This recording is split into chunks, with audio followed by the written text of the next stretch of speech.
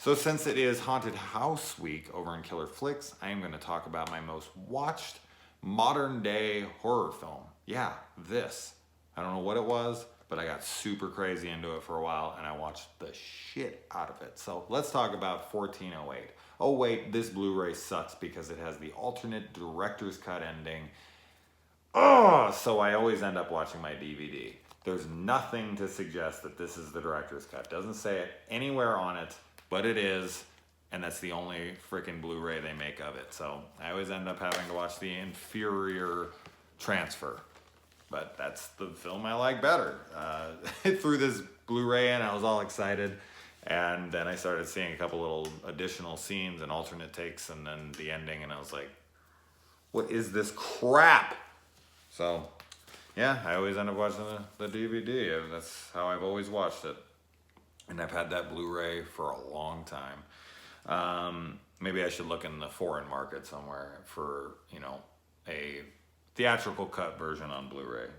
All right, so this stars John Cusack and Samuel L. Jackson, and it's an adaptation of a Stephen King story. No, it's not Cell, because that movie's freaking terrible. Has anyone seen that? Oh my God, that was bad, bad, bad. And I also have to say this is probably my favorite, if not, my favorite PG-13 horror film. I love this film, obviously you can tell by now with how many times I've watched it. Cusack's character in this is just extremely relatable to me. Anytime that you have a dad and his daughter, I'm going to gravitate towards it. That's just an immediate thing for me. And this one is so heartbreaking. I cry every single time I watch this film. I'm not, afraid to admit it. There is a scene in this film that kills me every time. There's other scenes in the movie that get me to kind of well up or tear up a little bit, but there's one scene in particular, and I'll talk about it towards the end, that just kills me. And if you've seen this movie, or if you've seen this movie enough, then you probably know what the hell I'm talking about. But another thing that I relate to him on is that I am a total fucking cynic on everything. I'm so damn cynical. I don't believe in shit. I don't have any religious beliefs. I don't have any beliefs like anyone says anything about superstitions or spirituality or anything. It's not that I try to belittle them so much as that I have an internal eye roll most of the time, or I strike up like a kind of a funny little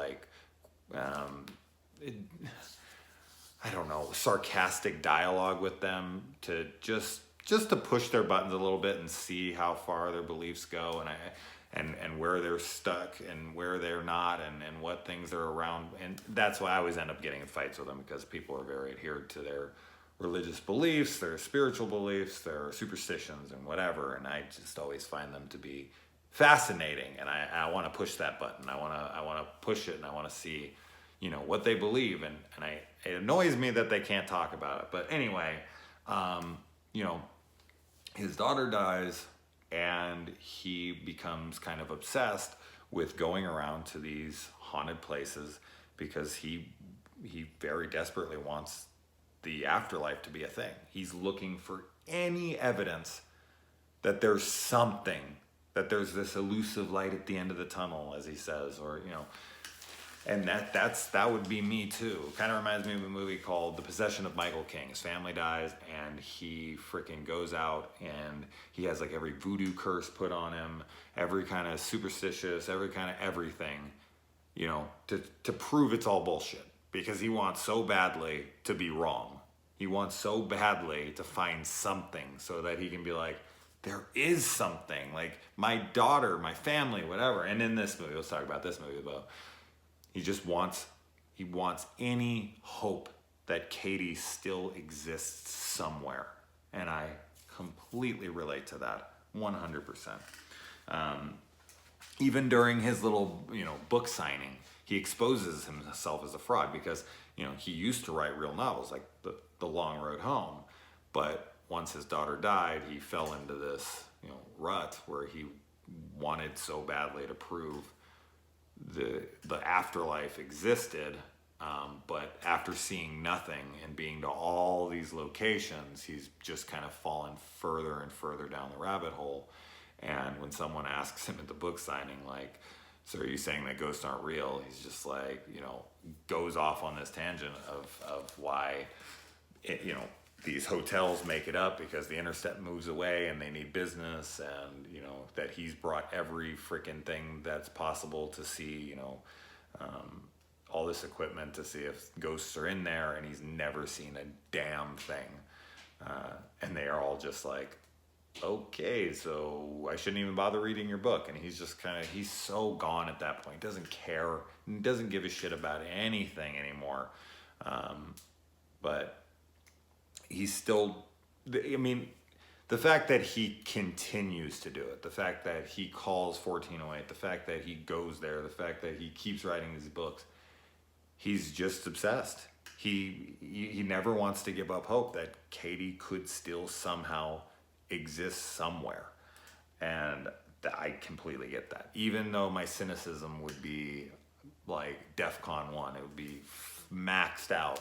There would be like 0.00001% of me inside that would push me forward to be like, you've got to fucking find something. I need some kind of closure with this. Like, I cannot accept that she's just gone, that she doesn't exist anymore. So, it gets me. The girl at his book signing who asks him if his book is true is adorable. For some reason, I've always found her to be just freaking cute as hell. And the whole father-son, thing in this movie isn't really explored all that much. We don't really get to know a ton about what happened between him and his father. We don't get to read The Long Road Home. But we do see an interaction with them in the bathroom. In fact, I think there might be a little more in that director's cut. I wish they could have changed the ending back to the original one, and I'd probably watch that one more, if not all the time. But I feel like there's something, but it's been so long since I watched it. But he has that interaction with his dad in the bathroom, and he's like, you're going to become me, or you have become me, or whatever. And he's just like, no fucking way. But as I said, I feel like that's just not explored enough for us to really know what's going on there, except for that him and his father did not have a good relationship. And it affects the hell out of him, because that's ultimately what 1408 is all about, the room itself. It has no true physical power over anybody. It just has the ability to alter your mental state and change your perception and screw with what you were able to see and what you're able to do. The room wants you to kill yourself. Because as I said, it can't do anything to you except for make you feel like you're trapped, or make you feel like you just seen this or that, or, and it wants to push every single button it can. It can get in your head. It can find out the worst things that have ever happened to you, all the most sensitive areas of you, and it's just going to push them as far as it possibly can to get you to off yourself. Which is fucked up. Now, there's a lot of different deaths, because there's been 56 deaths total since the Dolphin opened, and we have Mr. Charles Grady, if I remember the name right, died in his chicken soup. So I don't know if he pushed his face down into the soup and did that. And then there's heart attacks, and there's all this, and it's like, these people just scared themselves to death, right? They pushed too hard, and then their hearts gave out on them. There's been a ton of natural deaths in there.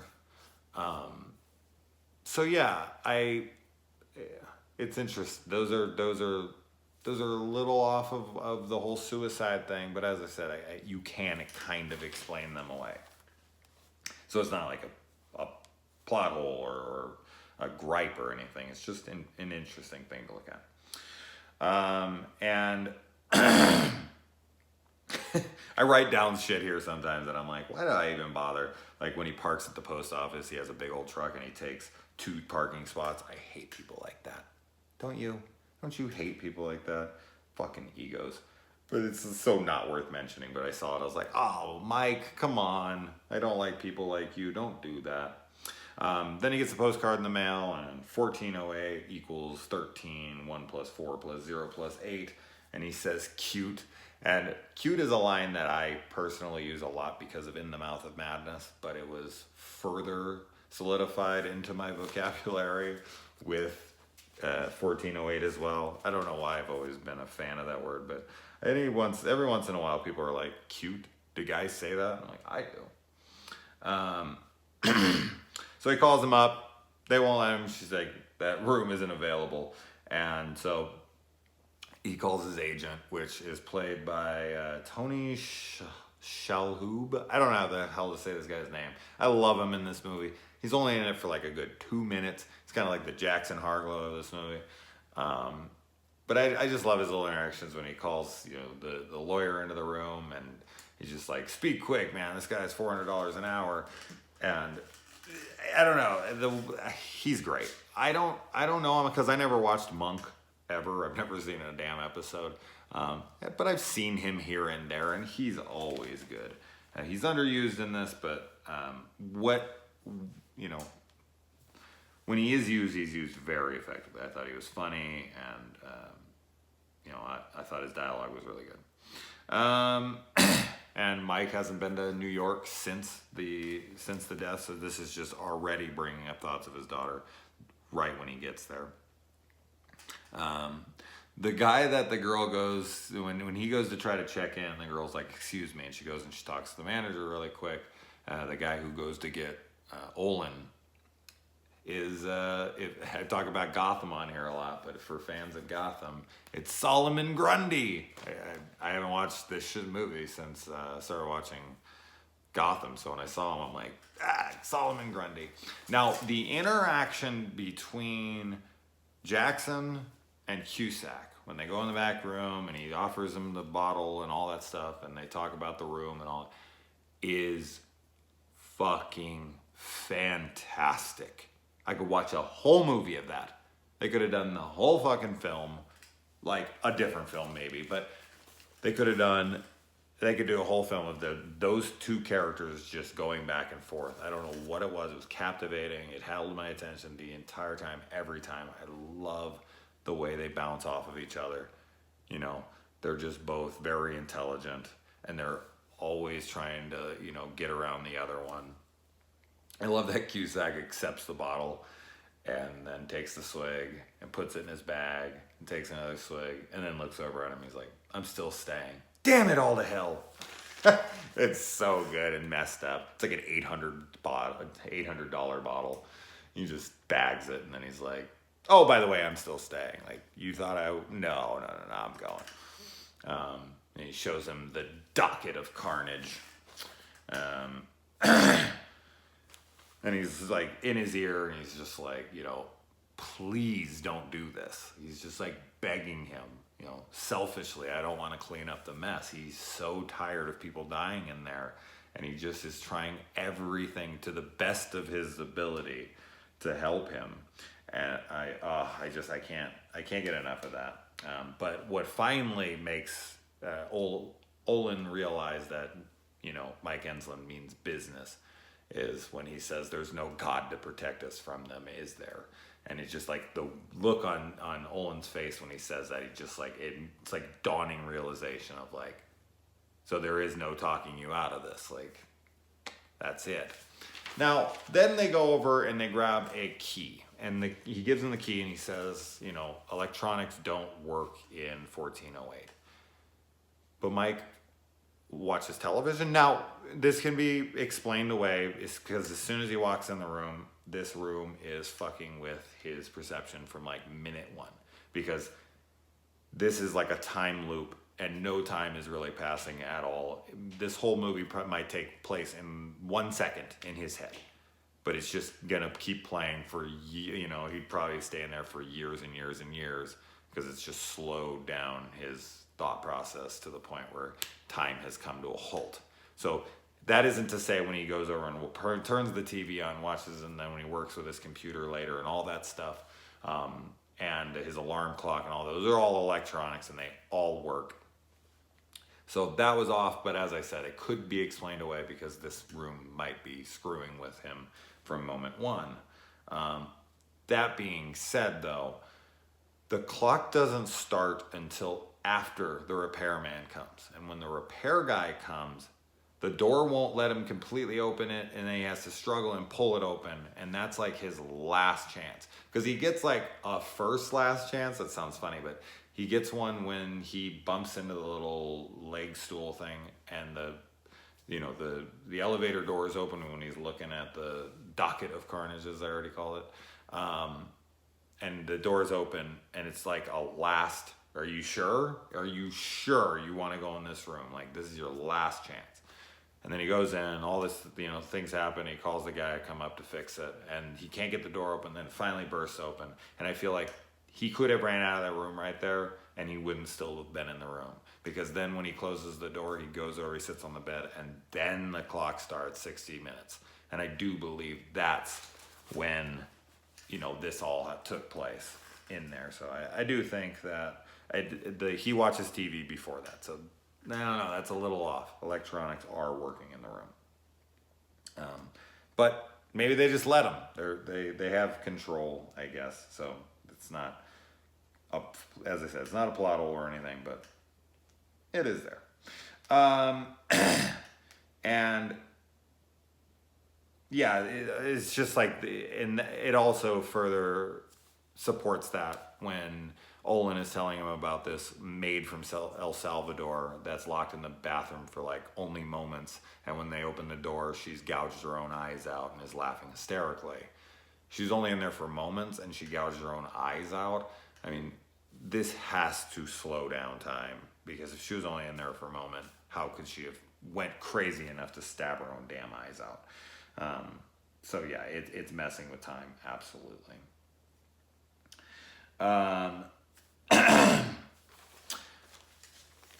Here's something I want to talk about really quick. I haven't talked about this enough yet. I almost like to make a video of this, but when I was a kid growing up, I watched a lot of films, as you guys know, and I learned so many things from film. So many things. I learned how to shave from Lethal Weapon 2 when Murtaugh's teaching his son, no, not against the grain, with it. Like, I was like, oh, that's how you shave. And that was like, I went in the first time and I was thinking of Murtaugh when I was shaving. I was like, yeah, there we go. Because I didn't have anyone to show me how to shave at that time. So there's that. Reminds me of the Cable Guy. I learned the facts of life from watching the facts of life. But in this movie, he calls the, maintenance guy, and he comes up and he teaches him how to fix the AC. And I had an apartment once, and the AC wouldn't work, and it was so hot that night, and I went and I pulled the thing off of it, and I flicked the little mercury tube, and it clicked right on, and I had cool air all night. And from that point on, anytime I would go to turn on the AC, it wouldn't work, and I'd open the thing up, worked. 1408, man, it kept me cool. It kept me cool. Thank you. Thank you, 1408. All right. Then he finally sees, hears something, whatever, turns around, there's mints on the pillow. Then he goes and he finds that the toilet paper is refolded up, and that's freaky. And I like that he's freaky. Freaky. I don't like that he's freaky. I like that he's freaked out. One thing that I really love about this movie is that traditional horror movies usually use females. But this is a guy who rarely plays the victim in this movie and really almost always makes the smartest decisions. It's that the script is written that things in the film, whether you want to call it, like, you can't call the events the antagonist because the room itself is the antagonist. So I don't know exactly what to call it. It's not an entity. It's like earlier in the film when Samuel L. Jackson's like, I never called it a phantom. And he's like, what would you like to call it? And of course, they saved the one fuck in the film for Samuel L. Jackson. He's got to get the, it's an evil fucking room line. But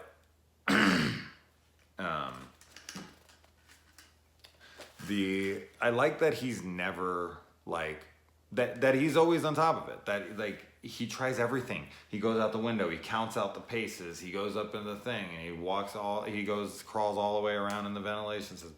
He's calling for this, he's doing this, like he's always thinking one step ahead and the room is just 2 steps ahead. And I love that. That's great writing in horror. Not making excuses like, well, we had to make our character dumb because it's a horror movie and, you know, that's just how it works. If they were smart, they would have done this. And it's like, no, have them do that and then write an even smarter reason why that didn't work. So this is why I love this film and other films like it. Where am I?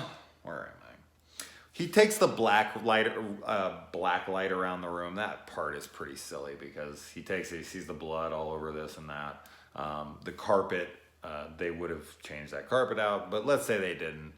They definitely would have changed the freaking comforter and the pillowcases 1,000,000%. So when he swipes it over and he sees the blood all over the bed, bullshit. There's no fucking way. There's no fucking way. I'm sorry. That's ridiculous. So then the clock starts, which I think is great. You know, no one lasts more than an hour. Clock starts, countdown's begun, and he picks it up, rips it out of the wall, and then, you know, he loses his hearing, which I thought was a really effective scene. Smashes his hands. He decides, all right, he's done with this place. He's had it. He's out of here. He can't get out of the room. They keep calling. The girl on the phone is the room talking to him, which is kind of cool because you get to hear the room's voice sort of in his head. And now you want to talk about something really cool here. Benny the Jet is in this film. No, not the kid from The Sandlot. Benny the Jet, the fighter, the freaking world champion kickboxer who has the record for like the longest active like champion in sports history. Benny the Jet, man. You ever want to see an awesome fight? I am a big fan of kung fu movies, especially Jackie Chan. Him and Jackie Chan did a few films together. Yeah, a few. 2 that I can remember off the top of my head. But Meals on Wheels. No, not Meals. Wheels on Meals, sorry. Said it backwards. See? Damn, it's hard. Because we obviously know the Meals on Wheels program, but this is Wheels on Meals. Jesus, that title never sits right with me. Fantastic fight scene in that movie between Jackie Chan and him. But he's the guy holding the freaking hammer or whatever, the claw hammer, and comes at Cusack a couple times. He was like balding hair and everything. Yeah, that's Benny the Jet. I was so excited when I saw him. I was like, oh my God, it's that dude. I like the mirrored guy across the way who ends up being Cusack when he pulls it forward. It fucks with every sense that he has. And sees Katie on this TV because he's thinking maybe the drink is drugged, and then once he sees Katie, he does not give a shit. He's just like, booze, I'm over it. And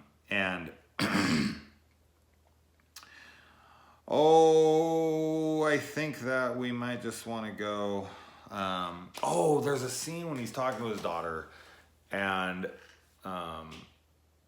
his daughter's in the bed and she's talking about, you know, will God be there and all this stuff. And then she asks her dad, like, do you really believe that, Dad? Like, do you really believe there's a God? Do you really believe I'm going to heaven? And he's like, yeah, of course. And you can just see, like, in his face when he's remembering that shit, like, he lied to his daughter. Like, he outright lied to his fucking daughter. He does not believe that's where she's going at all. And he lied to her face because, I mean, that's what he should have done. I'm not going to say it isn't, but just that memory of being like, yeah, baby, I totally believe. And in that moment, I have to say though, like, there's been no proof to the contrary ever in his life until this moment. So he should feel more good about that than ever before. Like, you know what? You know, maybe I wasn't lying. Maybe there really is something because something's going on in this damn room. So he does get some bit of, you know, proof that there is something. And the room goes from hot to cold. As I said, it literally screws with every sense imaginable. It makes him super, super hot. It makes him super, super cold. Puts him in water. It puts him here. Like, it fucking puts him in every horrible scenario imaginable. And he's just too strong. He's just too damn strong. He ain't giving up. So let's just talk about it. We get to the surfing fake out, right? So it pulls us out of the movie, and I remember seeing this in the theater and being like, oh no, they're gonna say this whole thing was like, once he almost drowned, that he freaking convinced himself of this in his head and all this crap. I was like, no, don't do that. That's so lame. And then when they pull him back into the room, I was like, yeah, all right, that's cool. That's messed up. Because yeah, it lets him believe that he got out for days. So as I said, this extends time so long. He believes he's out of that room. Like, he's in the hospital, he wakes up, then he gets out, then he has dinner with her, then he's like in the morning on the day. So he's out for days at least. And then they pull him back in. So, oh my God, the amount of shit they do to his head. So anyway, he gets back in, sees the door, knocks on it, comes back out, and here is his daughter in the room with him. And this is the scene that crushes me every time. Because he at first is like, no way, that's not my daughter. I'm not having it. I'm not buying your bullshit. And then he sees her feet. And then he sees her fucking feet. It kills me every time. Sees her feet, sees that they're bloody, and it just drops him to his knees. This full-grown man that has withstood everything else, that he's taken punches and strides, but when he sees his baby girl's bloody fucking feet, that she could be in pain, that she's hurt, that he just collapses. He can't handle it. And then she just delivers that line that crushes any little bit that he had left, that he could, defend himself against this. Don't you love me anymore, Daddy? Oh my God. The way she says it too. Oh my God. And then he comes in her arms. She comes in and he grabs her and he holds her and he's like, oh my God, like, I have you now. I have you. I'm never going to let you go again. I have you here. I want to cry. It's horrible. And then she's like, I want to stay. They won't let me stay. And he's like, I'm not going to let you go. And he's just kissing her and he's like, I love you so much. And then she fucking dies in his arms again. And he just says, like, no, you can't take her twice. That fucking line. You can't take her from me twice. Oh, man, it gets me. And then she just falls back and he pulls her close. And then she turns to fucking ashes and crumbles in his arms. I would have shot myself right fucking there. They should have put a gun right in front of him because I would have just picked it up and shot myself. And he like rakes her in and he's trying to collect every bit of his daughter's remains. And that is just it. That's fucking it. He loses it from that point. Like, they thought they were going to get him with that, but it just turned him even stronger against the room. Like, I don't give a fuck what you do. I will find a way to defeat you. How dare you use that against me? How dare you kill my daughter in front of me again? Fuck that. And he figures a way out of it. He figures a way. He doesn't give a shit absolutely anymore. He goes over, he loses himself in his reflection. They try every damn trick in the book after that, but it was too goddamn far. They took it too far at that point, and he was he was beyond that. Like, he was beyond being hurt. He was beyond being, fucking scared into things. He was beyond anything. They showed his reflection disappear, as I said. They showed a plot that was open for him to go in with his freaking daughter buried next to him. They showed him hanging himself. They showed everything they could. They were like throwing everything out the window.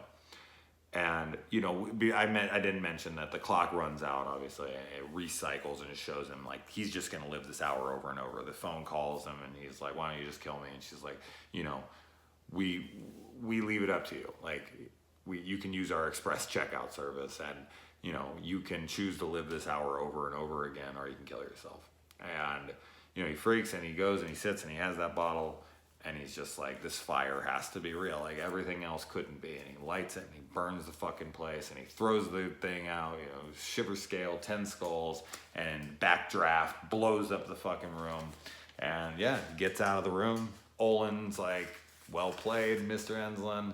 And then we show him and no one believes them. They think he all dreamt it. And then he pulls on his tape recorder and bam, he's got Katie's voice right there. His wife hears it. She knows he's not full of shit. And they both get closure. Like right in that moment, he looks up and she and him like, no, like my daughter, like there's something else beyond this. And the movie ends. Perfect. Fucking perfect. So anyway, I've rambled a ton about this. I don't want to, I've already 30 minutes. I did not expect to go this damn long. Jesus Christ. All right. I got to try to get to my Monster Monday review. So, all right. Or do a line of Coke.